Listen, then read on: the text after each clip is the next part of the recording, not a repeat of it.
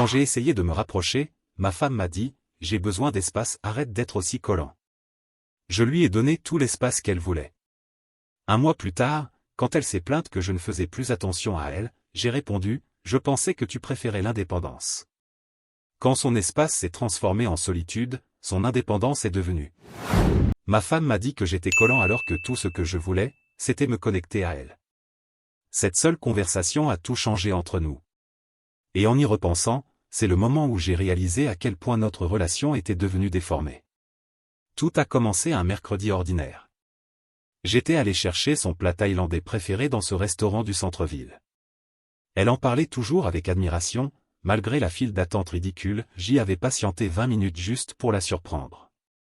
Quand je suis rentré à la maison avec l'odeur familière qui emplissait le salon, j'attendais au moins un sourire. Mais au lieu de ça, elle a à peine levé les yeux de son téléphone. « Tu n'avais pas besoin de faire ça, » dit-elle, en faisant défiler l'écran comme si c'était plus important que de reconnaître l'effort que je venais de faire. J'ai posé les plats sur le comptoir de la cuisine, essayant de cacher ma déception. Je pensais que ça lui ferait plaisir. Cela faisait des semaines que nous n'avions pas eu un vrai dîner ensemble. Elle a finalement posé son téléphone, mais le regard qu'elle m'a lancé n'était pas de la gratitude. C'était de l'agacement. « Voilà, tu recommences. » Je recommence quoi? À être collant. J'ai eu une journée stressante au travail et tu essaies de transformer ce dîner en un grand geste romantique. Je l'ai regardé, sincèrement confus. Depuis quand rapporter son plat préféré était-il considéré comme de la dépendance?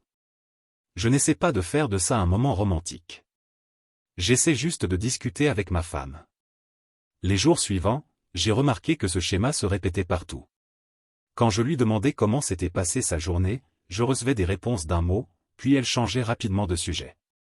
Quand je proposais de regarder un film ensemble le samedi soir, elle disait préférer faire défiler le catalogue Netflix toute seule. Quand j'essayais de lui tenir la main au petit déjeuner, elle la retirait en disant qu'elle n'était pas du matin. Le point de rupture est arrivé le week-end suivant. J'avais organisé ce que je pensais être une après-midi simple, une promenade dans le quartier et, peut-être, un arrêt dans ce nouveau café qu'elle avait elle-même dit vouloir essayer. Rien d'extravagant, juste nous deux, sans distraction. « Est-ce qu'on doit vraiment faire ça maintenant ?» demanda-t-elle quand je l'ai proposé. « Faire quoi ? Passer du temps ensemble. Tu agis comme si je te rejetais personnellement. J'ai juste besoin d'un peu d'espace pour respirer. » Ce mot est resté suspendu entre nous. Espace. Comme si je l'étouffais simplement en voulant être à ses côtés. De l'espace par rapport à quoi exactement? Ai-je demandé en gardant ma voix calme, même si ma patience s'épuisait. Ah ça, dit-elle en faisant un geste vague. Entre nous. Le fait que tu veuilles tout le temps te connecter et donner un sens à chaque chose. Parfois, je veux juste exister sans avoir à gérer les besoins émotionnels de quelqu'un d'autre. J'ai senti quelque chose changer à ce moment-là. Ce n'était pas de la peine, ni de la colère. C'était juste une froide compréhension de la place que j'occupais réellement et de ses priorités. Donc, tu penses que vouloir passer du temps avec ma femme, c'est avoir des besoins émotionnels. Tu vois? Voilà encore. Tu me fais passer pour la méchante parce que je ne veux pas être collé à toi tous les week-ends. J'ai reculé d'un pas au sens propre comme au figuré. Alors, qu'est-ce que tu demandes exactement? Je te demande d'arrêter d'être aussi dépendant. Donne-moi de l'espace. Laisse-moi respirer sans sentir que je dois jouer un rôle pour toi en permanence. L'ironie ne m'a pas échappé, elle appelait des interactions normales de couple une performance. Mais soit. Si c'était de l'espace qu'elle voulait, elle en aurait. D'accord, ai-je simplement répondu. Elle a cligné des yeux, s'attendant clairement à une dispute plus longue. D'accord. Tu veux de l'espace? J'ai compris. Considère que c'est fait. À partir de ce moment, j'ai appliqué sa demande à la lettre. Plus de dîner surprise. Plus de questions sur sa journée, à part par simple politesse. Plus de propositions d'activités à deux. Plus de mains tendues, plus de tentatives de créer ces instants significatifs qu'elle jugeait si pesants. Si elle voulait respirer sans mes besoins émotionnels, alors c'est exactement ce que je lui donnerais. Le changement a été immédiat et, pour être honnête, libérateur. Au lieu de planifier en fonction de son emploi du temps et de ses préférences, j'ai commencé à planifier en fonction des miennes. Au lieu de dépenser mon énergie dans une relation où elle était vue comme de la dépendance, j'ai redirigé cette énergie vers ce qui avait réellement de la valeur. Au début, elle semblait satisfaite du nouvel arrangement. Elle pouvait scroller sur son téléphone pendant le dîner sans se sentir coupable de m'ignorer. Elle pouvait organiser ses week-ends sans vérifier si je voulais venir avec elle. Elle avait tout l'espace qu'elle avait demandé. Et moi, j'ai gagné quelque chose dont je ne réalisais même pas le manque, la paix. Mais la paix, comme j'allais bientôt le découvrir, n'a pas la même saveur quand c'est toi qui l'as demandé, que quand c'est toi qu'on a tenu à distance. La nouvelle dynamique entre nous s'est installée plus vite que je ne l'aurais cru. En une semaine, j'avais complètement reprogrammé ma façon de voir notre relation et les résultats étaient révélateurs. Mes matinées sont devenues incroyablement efficaces. Au lieu de traîner autour du café en essayant de lancer des conversations qu'elle ne voulait clairement pas avoir, je prenais simplement ma tasse, jetais un œil à mon téléphone et sortais. Plus de « tu as bien dormi » ou « comment va se passer ta journée ?» Juste un simple « à ce soir » si elle était réveillée quand je partais. Elle semblait apprécier cette nouvelle routine. Plus de soupirs quand j'essayais d'interagir. Plus de roulements d'yeux quand je posais des questions. Juste un silence paisible et la liberté qu'elle avait explicitement demandée. J'ai commencé à aller à la salle de sport avant le travail, au lieu de tenter de coordonner nos horaires du matin. Ces 45 minutes sur le tapis roulant sont devenues mon moment de réflexion. Et honnêtement, je n'avais pas réalisé combien d'énergie mentale je dépensais à lire ses humeurs et à adapter mon comportement en conséquence. Les soirées ont changé aussi. Avant, je lui demandais comment s'était passée sa journée et j'écoutais vraiment ses réponses. Désormais, je lui offrais la même courtoisie qu'elle m'avait donnée pendant des mois, une reconnaissance polie suivie d'un changement de sujet. Quand elle mentionnait du stress au travail, je hochais simplement la tête et disais « ça doit être difficile » avant de retourner à ce que je faisais. Les conversations pendant le dîner sont devenues étonnamment simples. Au lieu d'essayer de créer des dialogues significatifs, nous parlions de choses pratiques, factures à payer, tâches du week-end, organisation de la maison, rien qui exige un effort émotionnel de l'un ou de l'autre. La routine du week-end a été la plus transformée. Les samedis matins étaient autrefois consacrés à planifier des activités ensemble, choisir entre le marché ou une randonnée, décider quels amis voir ou quel restaurant essayer. Désormais, j'annonçais simplement mes plans. Je vais laver la voiture puis retrouver des collègues pour regarder le match. Elle ne demandait jamais à venir, et je ne l'invitais jamais. Après tout, c'était l'espace qu'elle avait réclamé. J'ai redécouvert des passe-temps que j'avais laissés de côté. Cette guitare poussiéreuse dans le placard est redevenue ma compagne des soirées, au lieu de perdre du temps à essayer de discuter avec quelqu'un qui considérait mon attention comme étouffante. Je me suis inscrit à ce cours de photographie que je repoussais depuis des mois, pensant toujours qu'elle voudrait peut-être faire quelque chose avec moi à la place. Le changement le plus intéressant a été ma réaction à ces tentatives de conversation légère. Quand elle faisait des commentaires aléatoires sur quelque chose vu en ligne ou racontait un drame du travail, je répondais avec le même niveau d'énergie qu'elle m'avait donné pendant des mois, engagement minimal, réponse superficielle, et retour rapide à mes activités. « Tu as vu cette histoire folle sur le restaurant du centre ?» demandait-elle. « Non, qu'est-ce qui s'est passé ?» répondais-je, sans lever les yeux de ce que je faisais. Elle racontait, et je lâchais seulement un bref, étrange, ou dingue, avant de reprendre ma tâche. Pas de questions supplémentaires, pas de prolongation de la conversation. Juste la reconnaissance qu'elle m'avait elle-même appris à croire suffisante. Après 2 semaines de ce nouvel arrangement, j'ai remarqué qu'elle passait plus de temps dans la cuisine pendant que je préparais le petit déjeuner. Elle restait appuyée contre le comptoir avec sa tasse, manifestement en quête de conversation, mais j'avais déjà établi les limites qu'elle avait demandées. Je lui adressais un cordial « bonjour » et je poursuivais ma routine. Parfois, je la surprenais en train de m'observer pendant que je lisais ou travaillais sur mon ordinateur. Pas d'un regard affectueux, mais comme si elle essayait de comprendre quelque chose. Quand nos regards se croisaient, elle détournait vite les yeux et s'occupait ailleurs. L'espace qu'elle avait demandé fonctionnait exactement comme prévu. Elle avait une liberté totale pour exister sans s'impliquer dans mes besoins émotionnels. Elle pouvait être aussi indépendante qu'elle le voulait, sans pression de connexion ni de performance. Et moi, je me suis retrouvé à apprécier sincèrement cette nouvelle version de notre relation. Plus besoin de marcher sur des œufs, en me demandant si mon désir naturel de me rapprocher de ma femme serait perçu comme un comportement envahissant. Plus de doute sur le fait qu'un simple geste soit apprécié ou rejeté. La paix était flagrante. J'allais me coucher chaque soir sans me demander si, d'une façon ou d'une autre, j'avais échoué à répondre à ses attentes émotionnelles ce jour-là. Je me réveillais chaque matin sans avoir besoin de planifier des stratégies pour gérer ses humeurs ou créer des interactions positives. Mais, à la 3e semaine, j'ai commencé à remarquer de petits changements dans son comportement qui laissaient entendre que tout cet espace ne lui apportait peut-être pas la satisfaction qu'elle espérait. La 3e semaine, les signes subtils sont devenus impossibles à ignorer. La même femme qui avait réclamé de l'espace faisait désormais tout pour occuper le mien. Ça a commencé par des détails. Tout à coup, elle s'intéressait à tout ce que je faisais. Si je lisais, elle s'asseyait à côté et posait des questions sur le livre. Si je travaillais sur mon ordinateur, elle commentait à quel point j'avais l'air concentré. Ce n'était pas de vraies conversations, ça sonnait plutôt comme des sondages. « Tu as été différent dernièrement », dit-elle un jeudi soir, alors que je révisais des documents de travail à la table de la cuisine. Je levai les yeux rapidement. « Différent comment ? Je ne sais pas, plus silencieux, plus distant, je suppose. » J'acquiesçai et retournai à mes papiers. « Tu as demandé de l'espace. Je t'en donne. » Elle resta plantée là encore quelques secondes, attendant clairement une explication plus longue. Mais j'avais déjà appris son style de communication, réponse brève, minimum d'investissement émotionnel, retour rapide aux activités individuelles. Le week-end apporta des tentatives plus évidentes de rapprochement. Le samedi matin, alors que je sortais pour aller à la quincaillerie, elle annonça soudain qu'elle viendrait peut-être avec moi. « Je croyais que tu voulais ranger le placard aujourd'hui », rappelai-je, en référence au projet qu'elle-même avait mentionné. « Je pourrais le faire plus tard. Peut-être que je viendrai juste avec toi. C'est assez ennuyeux. Je vais juste acheter quelques vis et jeter un œil aux outils.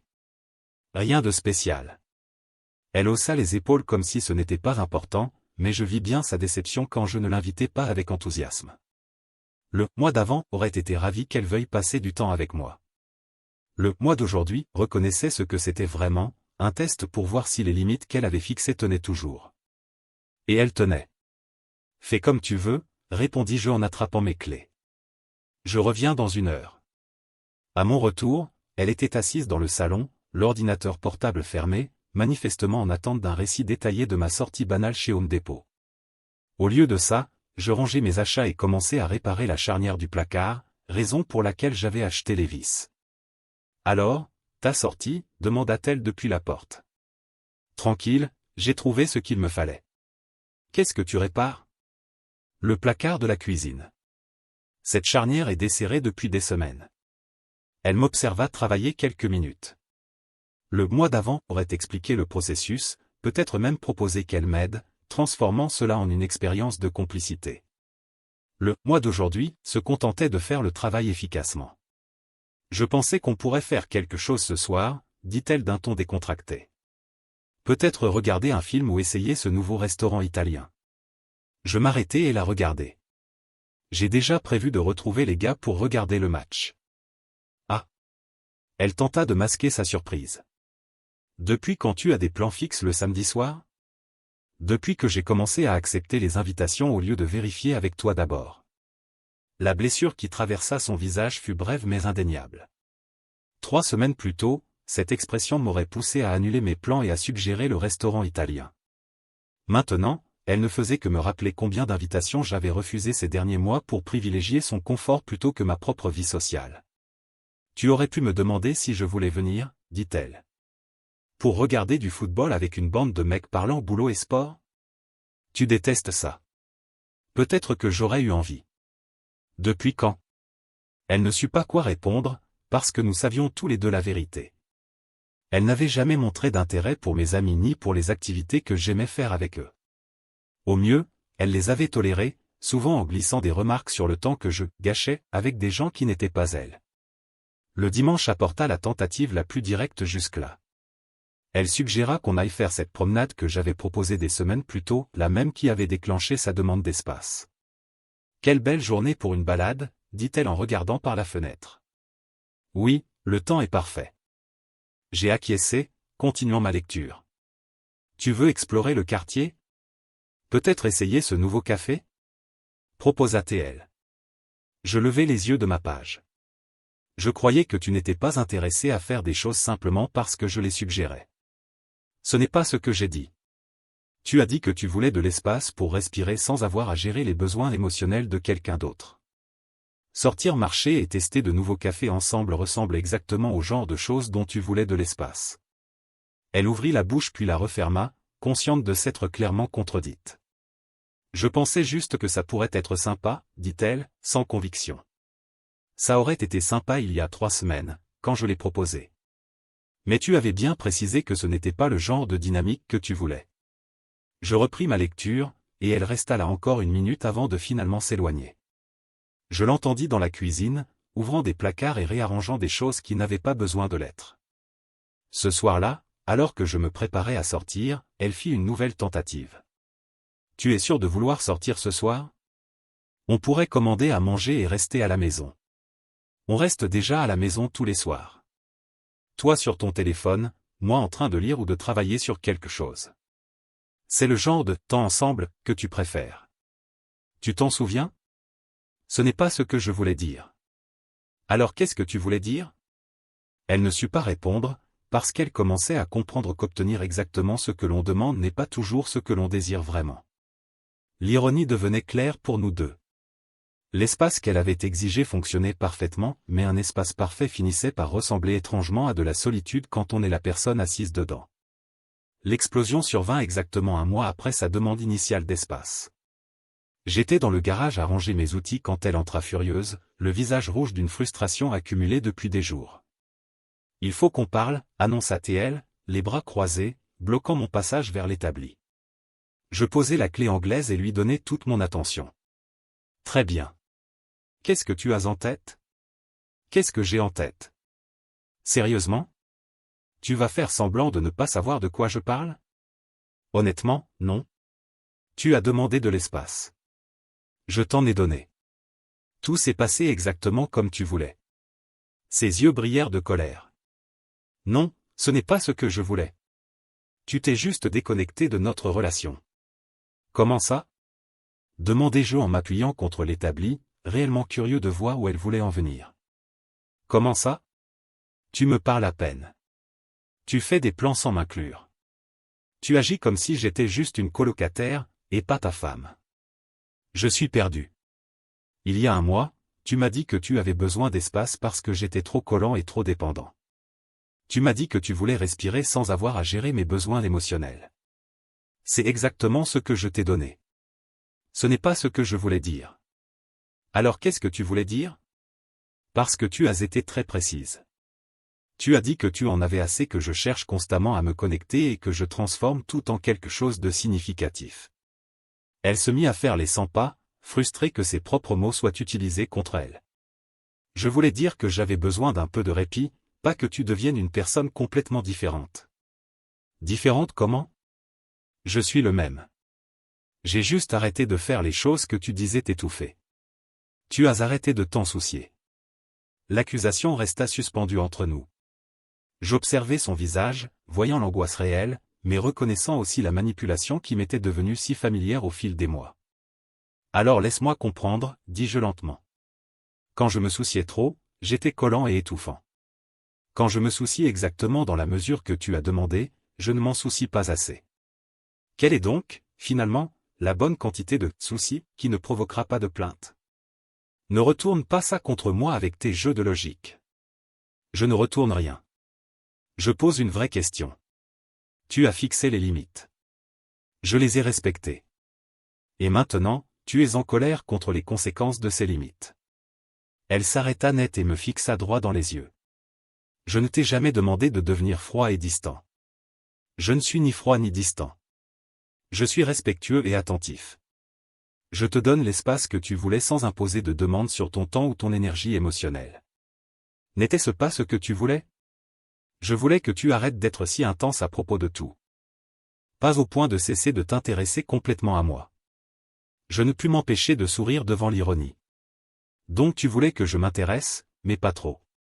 Que je sois connecté, mais pas trop connecté. Que je me soucie de toi, mais pas trop non plus. Tu vois à quel point c'est impossible à gérer ? D'autres maris arrivent à trouver l'équilibre. D'autres maris ont des épouses qui expriment clairement ce qu'elles veulent vraiment, au lieu de se plaindre de ce qu'elles ne veulent pas, puis d'être surprises quand leur mari les écoute. Son visage se crispa. Je ne devrais pas avoir à épeler chaque détail de ce qu'il faut faire dans une relation. Tu as raison. Tu ne devrais pas. Dans une relation saine, montrer de l'intérêt pour son partenaire et vouloir passer du temps avec lui ne serait pas considéré comme un défaut de caractère qu'il faut contrôler. Ce n'est pas juste. Qu'est-ce qui n'est pas juste? Le fait que j'ai pris ta plainte au sérieux et ajusté mon comportement en conséquence, ou le fait que recevoir exactement ce que tu avais demandé ne te rende pas aussi heureuse que tu l'imaginais? Elle resta silencieuse un moment, et je vis qu'elle essayait de formuler un argument qui transformerait tout ça en ma faute, au lieu d'assumer qu'il ne s'agissait que des conséquences naturelles de ses propres exigences. Tu me manques, comme on était avant, finit-elle par dire. Comme on était avant, c'était moi qui essayais de me connecter à toi, et toi qui te plaignais que j'étais trop collant. De quelle partie de ça te manques-tu exactement? De l'époque où mon mari voulait vraiment être près de moi. Je voulais être près de toi. Tu as clairement indiqué que ce désir était indésirable. Donc maintenant tu ne veux plus être avec moi. Maintenant je veux être avec des gens qui apprécient ma compagnie, au lieu de la traiter comme un fardeau qu'ils doivent supporter. La vérité de cette phrase nous frappa tous les deux en même temps. Elle semblait choquée que je l'ai dite à voix haute. Et moi, je réalisais à quel point le dernier mois m'avait apporté de la clarté sur ce que j'avais accepté comme « normal ». C'est vraiment comme ça que tu vois notre relation, demanda-t-elle à voix basse. C'est comme ça que notre relation a été. Tu te plaignais de mon attention quand je t'en donnais, et maintenant tu te plains de son absence depuis que j'ai arrêté. Le point commun entre les deux scénarios, c'est ton insatisfaction permanente, quelle que soit la dynamique. Alors qu'est-ce que tu veux dire? Je dis que peut-être le problème n'est pas la quantité d'espace ou de connexion que nous avons. Peut-être que le problème est qu'un de nous deux n'est jamais satisfait de ce que l'autre offre. Elle me fixa longuement, visiblement sans s'attendre à ce que la conversation prenne cette direction. Je pensais que tu préférais l'indépendance, ajoutai-je avec un léger sourire. Ce n'est pas ça, l'espace? La liberté d'exister sans devoir prendre en compte les besoins ou les attentes de quelqu'un d'autre? Son silence m'en dit plus que tout. Elle avait obtenu exactement ce qu'elle avait demandé, et découvrait maintenant la différence entre indépendance et solitude. La semaine qui suivit notre discussion dans le garage apporta une version complètement différente de ma femme. La femme qui levait les yeux au ciel devant mes tentatives de connexion avait disparu. À sa place, il y avait quelqu'un de désespéré de défaire les limites qu'elle avait elle-même insisté à mettre en place. Tout commença le lundi matin, avec un petit déjeuner élaboré qu'elle avait préparé avant même que je ne me lève. Crêpes, bacon, café fraîchement fait, un vrai festin. Elle était debout dans la cuisine, avec un sourire anxieux, quand je suis entré. « Bonjour », dis-je en me servant du café qu'elle avait préparé. « Ça a l'air délicieux. » Une occasion spéciale? Aucune occasion spéciale. Je me suis dit que ce serait bien de commencer la semaine du bon pied. J'ai hoché la tête en signe d'appréciation et je me suis servi une assiette. Le mois d'avant aurait été ému par ce geste, cherchant un sens profond derrière chaque crêpe. Le mois d'aujourd'hui s'est simplement contenté d'apprécier un bon petit déjeuner sans y attribuer de poids émotionnel. « Comment va se passer ta journée ?» demanda-t-elle en s'asseyant en face de moi, clairement avec l'intention de lancer une conversation. « Assez normal. Quelques réunions, un délai de projet à revoir. Et la tienne ? Comme d'habitude, mais on pourrait peut-être déjeuner ensemble aujourd'hui. Ce sandwich près de ton bureau. » Je levai les yeux de mon assiette. J'ai un déjeuner de travail avec l'équipe aujourd'hui. Ce sera pour une autre fois. La déception se peignit immédiatement sur son visage, même si elle tenta de la masquer. Bien sûr, peut-être le dîner, alors. Je pourrais préparer quelque chose de spécial. Ça a l'air parfait, répondis-je en terminant mon café. Merci pour ça. C'était excellent. Je déposai un baiser sur son front, comme je le faisais toujours, puis je sortis, la laissant assise à table avec toute cette énergie pleine d'espoir, sans savoir où la déposer. Le schéma se répéta tout au long de la semaine. Elle proposait des activités, j'acceptais, si je n'avais rien d'autre de prévu, ou je refusais poliment, sans l'enthousiasme qu'elle attendait clairement. Elle cherchait à lancer des conversations plus profondes, j'y participais brièvement avant de retourner à ce que je faisais. Le mercredi, son approche devint plus directe. J'ai repensé à ce que tu as dit dans le garage, annonça-t-elle alors que je lisais dans le salon. Quelle partie? À propos de l'équilibre entre connexion et espace. Je crois que je n'ai pas été clair sur ce dont j'avais besoin. Je refermai mon livre et lui prêtai attention. Très bien. De quoi avais-tu besoin? J'avais besoin que tu me donnes de l'espace pour que tu me manques. Quand tu étais toujours présent, toujours attentionné, toujours en train de planifier des choses pour nous, j'avais l'impression de ne jamais avoir l'occasion de désirer ton attention puisqu'elle était constamment disponible. C'est une façon intéressante de voir les choses. Mais je ne voulais pas non plus que tu deviennes complètement indisponible. Je voulais juste un rythme plus naturel, plutôt qu'une intensité constante. Donc tu voulais que je sois moins disponible, pour que tu apprécies davantage quand je l'étais? Oui, quelque chose comme ça. J'acquiesçai, pensif. Le problème avec cette logique, c'est qu'elle suppose que je doive gérer tes émotions en réprimant mon inclination naturelle à montrer de l'intérêt pour ma femme. Ça me met dans la position de calculer la quantité, juste, d'attention qui te fera l'apprécier sans te sembler trop lourde. Je ne pense pas que ça ait besoin d'être si compliqué. Ça n'a pas besoin d'être compliqué du tout. Les personnes qui veulent être en couple montrent de l'intérêt l'une pour l'autre. Les personnes qui considèrent cet intérêt comme un fardeau ne devraient probablement pas être en couple. Elle resta silencieuse un moment. Tu es en train de dire que tu ne veux plus être en couple avec moi? Je dis que je ne veux pas être dans une relation où mon comportement naturel avec quelqu'un que j'aime est traité comme un problème à gérer. Mais et si j'avais appris de tout ça? Et si maintenant je savais réagir autrement? Réagir autrement à quoi? Au fait que je veuille passer du temps avec toi? Que je te demande comment s'est passée ta journée? Que je planifie des choses que je pense que tu apprécierais? Ce ne sont pas des choses à gérer. Ce sont des comportements normaux dans une relation. Je le sais maintenant. Tu le sais vraiment? Parce qu'il y a un mois, tu savais aussi que ça t'étouffait. Qu'est-ce qui a changé, à part le fait que tu expérimentes les conséquences d'avoir obtenu exactement ce que tu avais demandé? Elle se rapprocha sur le canapé, tendant la main vers la mienne. Je ne l'ai pas retirée, mais je n'y ai pas répondu non plus. Ce qui a changé, dit-elle, c'est que j'ai compris que je prenais ton attention pour acquise. Je pensais qu'elle serait toujours là quand je la voulais, alors je la rejetais quand elle me semblait trop présente. Et maintenant elle me manque. Tu me manques quand tu essaies de te connecter avec moi. Tu me manques quand tu me fais sentir importante pour toi. Tu comptes pour moi, mais je compte aussi pour moi. Et dépenser mon énergie émotionnelle pour quelqu'un qui considère cette énergie comme un fardeau n'est pas durable. Ce ne serait plus un fardeau? J'étudiais son visage, voyant l'angoisse réelle, mais reconnaissant aussi le même schéma qui nous avait menés là. Elle voulait ce qu'elle ne pouvait pas avoir et rejetait ce qu'on lui offrait librement. Comment puis-je en être sûr? Demandai-je. Comment puis-je savoir que dans 2 semaines tu ne te sentiras pas de nouveau étouffé et ne me demanderas pas encore de l'espace? Parce que maintenant je comprends ce que l'espace signifie vraiment. L'espace, c'est de la solitude quand on s'est habitué à ce que quelqu'un d'autre comble les silences à ta place. Elle acquiesça, des larmes commençant à remplir ses yeux. J'ai fait une erreur. Tu as fait un choix. L'erreur a été de croire que je continuerais à offrir ce que tu avais déjà rejeté.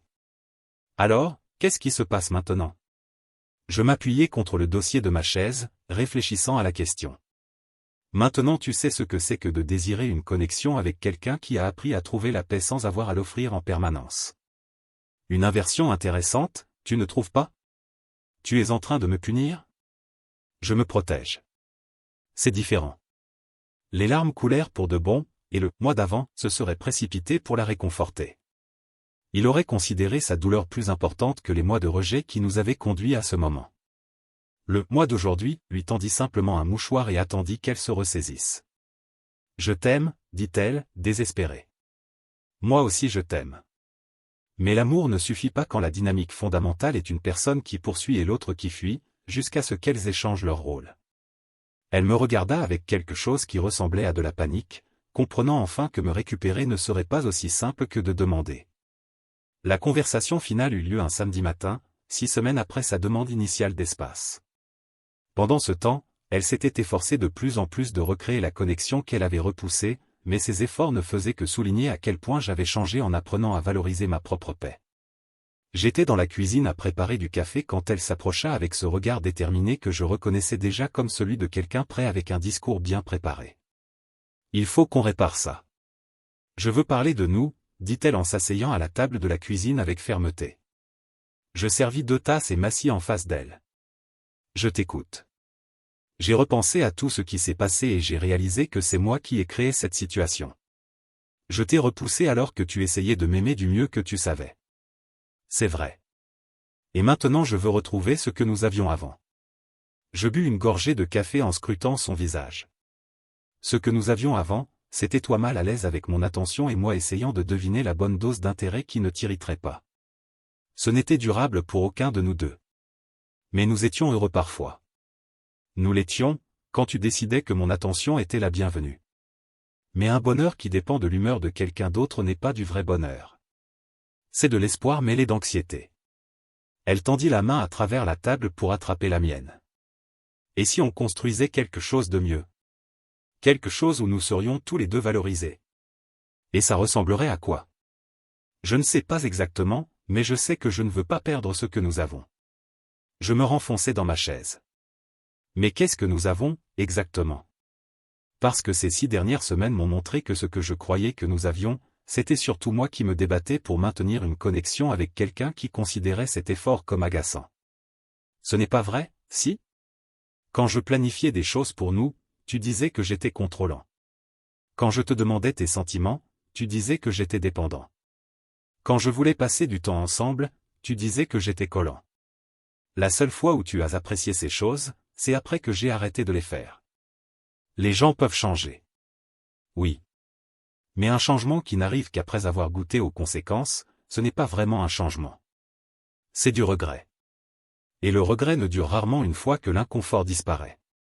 Elle resta silencieuse un long moment, digérant mes paroles. Alors tu abandonnes, nous. J'accepte ce que tu m'as appris sur nous. Tu m'as appris que ma façon naturelle de t'aimer était un problème. Tu m'as appris que vouloir de la connexion avec ma femme, c'était être dépendant. Tu m'as appris que ton confort était plus important que notre relation. J'avais tort, peut-être. Mais avoir tort n'efface pas les mois où tu m'as fait sentir qu'il y avait quelque chose de défectueux dans le simple fait de vouloir être proche de la personne avec qui je me suis marié. Alors, qu'est-ce qui se passe maintenant? Je terminai mon café et la regardai droit dans les yeux. Maintenant, nous savons tous les deux qui nous sommes vraiment. Toi, tu es quelqu'un qui désire les choses surtout lorsqu'elles ne sont plus disponibles. Et moi, je suis quelqu'un qui a appris à trouver la paix sans avoir besoin, en permanence, de gagner l'affection de l'autre. Ça sonne comme si tu avais déjà pris ta décision. Je l'ai prise, mais pas de la façon que tu crois. Elle fronça les sourcils, confuse. Qu'est-ce que tu veux dire? Je veux dire que j'ai décidé d'arrêter de participer à une dynamique où l'un poursuit et l'autre fuit. Si nous devons être ensemble, ce sera comme 2 personnes qui veulent vraiment être là, et non pas comme l'un essayant de convaincre l'autre que la relation mérite de l'attention. Je veux être là. Tu veux être là maintenant parce que tu as expérimenté ce que c'est quand je ne cours plus après toi. Mais vouloir quelque chose parce qu'il n'est plus disponible, ce n'est pas la même chose que vouloir parce qu'on le valorise vraiment. Comment puis-je te prouver que je le valorise? Tu ne peux pas le prouver. Tu ne peux que le vivre. Mais prouver et vivre sont 2 choses différentes. Elle se leva et se mit à faire les 100 pas, frustrée que la conversation ne se déroule pas comme elle l'avait prévu. Alors, qu'est-ce que tu es en train de dire? Qu'il est trop tard. Qu'il n'y a plus rien à réparer? Je me levai aussi, marchant vers la fenêtre qui donnait sur le jardin. Je dis que ce qu'il fallait réparer, c'était l'idée que l'amour se gagne grâce à la bonne dose d'attention et de distance. Le véritable amour n'exige pas ce genre de calcul. Je me tournai vers elle. Le véritable amour, c'est vouloir savoir comment s'est passée la journée de l'autre sans que cela soit qualifié de dépendance. Le véritable amour, c'est planifier des choses ensemble sans que ce soit étiqueté comme du contrôle. Le véritable amour, c'est montrer de l'intérêt sans avoir à craindre que cet intérêt soit mal accueilli. Aujourd'hui, je peux faire ça. Et toi? Peux-tu? Parce que le faire signifie accepter l'attention avec grâce, même quand tu n'es pas d'humeur. Cela signifie apprécier l'effort, même quand il n'arrive pas au moment parfait. Cela signifie reconnaître que quelqu'un qui essaie de se connecter avec toi, c'est un cadeau, pas un fardeau. Elle acquiesça rapidement. Je comprends maintenant. Comprendre et vivre sont deux choses différentes. Comprendre est intellectuel. Vivre est un choix quotidien. Je m'approchai du comptoir de la cuisine et la regardai une dernière fois. Voici ce que j'ai appris sur moi au cours de ces 6 semaines. Je n'ai pas besoin de quelqu'un pour me compléter ou me rendre heureux. Je peux créer ma propre paix, poursuivre mes propres intérêts, maintenir mes propres amitiés. J'aime la personne que je suis quand je n'ai pas à ajuster constamment mon comportement pour gérer ton niveau de confort. Ça sonne comme de la solitude. Ce n'est pas de la solitude. C'est de la liberté. Et cette liberté m'a montré ce que je veux vraiment chez un partenaire, quelqu'un qui enrichit ma vie au lieu d'exiger que je me diminue. Quelqu'un dont la présence apporte de la joie, et non de l'anxiété sur la question de savoir si je suis la bonne version de moi-même aujourd'hui. Elle pleurait maintenant, mais ce n'étaient pas les larmes manipulatrices que j'avais appris à reconnaître. C'étaient des larmes de compréhension sincère. J'ai tout gâché, n'est-ce pas? Tu nous as appris quelque chose d'important. Tu m'as appris que je n'ai pas à accepter que mon amour soit traité comme un fardeau. Et tu as appris ce que c'est quand cet amour est dirigé ailleurs. Alors c'est ça. C'est fini. Je regardais la femme que j'avais passé des années à essayer de satisfaire, à aimer de façon qui ne la submergerait pas, à tenter d'être suffisant sans jamais être trop. C'est fini pour cette version de notre relation, celle où une personne détient le pouvoir et l'autre se bat pour le mériter. Que ce soit fini entre nous deux dépend de ta capacité à aimer quelqu'un sans avoir besoin de contrôler combien cette personne a le droit de t'aimer en retour. Elle essuya ses yeux et me regarda avec quelque chose que je n'avais jamais vu auparavant, du respect mêlé à de la perte. Je ne sais pas si je peux être cette personne. Alors tu as déjà ta réponse. La maison resta silencieuse, sauf pour le bruit étouffé de ses sanglots. Mais cette fois, ces larmes n'étaient pas ma responsabilité à apaiser. C'était la conséquence naturelle de ses choix et des leçons qu'elle devait apprendre. Je pris mes clés sur le comptoir. Je vais passer la journée avec des gens qui apprécient ma compagnie. Quand je rentrerai ce soir, nous pourrons parler de ce qui vient après. En me dirigeant vers la porte, je ressentis quelque chose que je n'avais pas ressenti depuis des mois, une clarté totale sur ma propre valeur et une paix complète avec tout ce qui viendrait ensuite. Son espace s'était transformé en solitude, comme je l'avais prévu. Mais mon indépendance, elle, s'était transformée en quelque chose de bien plus précieux, un respect de moi-même qui ne dépendait plus jamais de son approbation. Commentaire Monsieur Reddit. Ah, le grand classique du « j'ai besoin d'espace », jusqu'à réaliser que trop d'espace, ce n'est rien d'autre que de la solitude avec de l'écho. C'est drôle comme certaines personnes découvrent la valeur de l'eau seulement une fois que le puits est vide, non? Dommage pour elle, son mari, lui, a compris qu'une paix intérieure vaut bien plus que de courir après quelqu'un qui n'a jamais su ce qu'il voulait.